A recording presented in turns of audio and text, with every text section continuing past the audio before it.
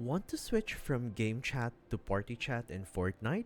Here's how on every platform. First, open the main menu by pressing the Options or Menu button.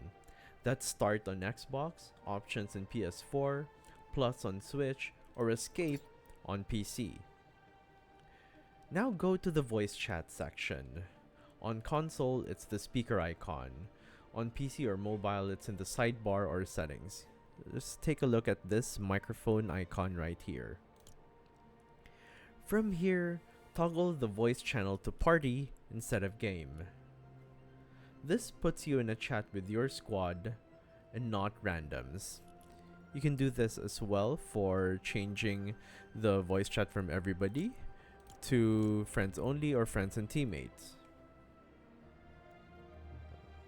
Don't forget, everyone in your party needs to be in party chat too, or you won't hear them.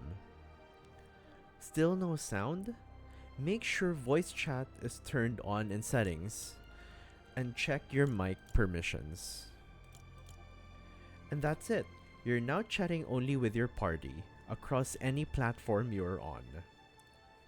Hit like if this helped, and check out the channel for more quick Fortnite tips. See you in the next drop!